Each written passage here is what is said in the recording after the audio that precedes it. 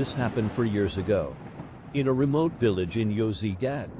I was staying alone in an old stone house that had belonged to my grandfather. The house was at the far edge of the village, surrounded by wide fields. The nearest neighbor lived over 100 meters away. It was winter, and fresh snow had just fallen. The electricity was out, and I was sitting quietly by the stove. The clock showed exactly 1:45 a.m.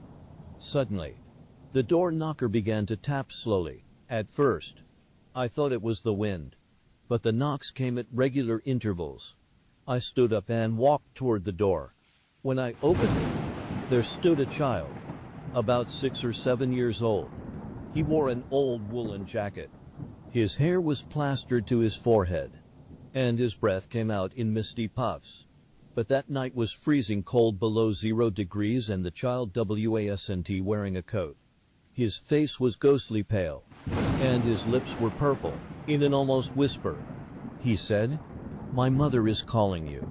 I was shocked. I knew all the children in the village, but I had never seen him before. "Who is your mother? Where do you live?" I asked. The child didn't answer. He just tilted his head slightly and looked toward the path outside the village. Then I noticed something. The child had no legs below his knees. Instead of legs, there was an empty space, as if he was fading into a mist. I slowly stepped back and tried to close the door, but the child took a step forward. His pupils suddenly turned pitch black.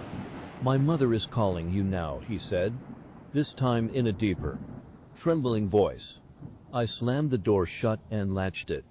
Barefoot footsteps echoed on the snow behind the door. The smell still lingers in my nose, damp earth and rotting leaves.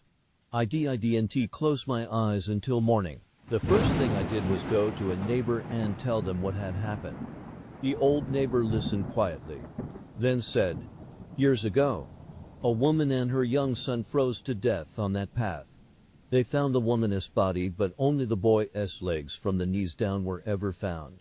Nobody ever saw the rest of him. Since that day, I've been afraid to go near the door at night. But last week at exactly 1:45 a.m. again, the door knocker started tapping.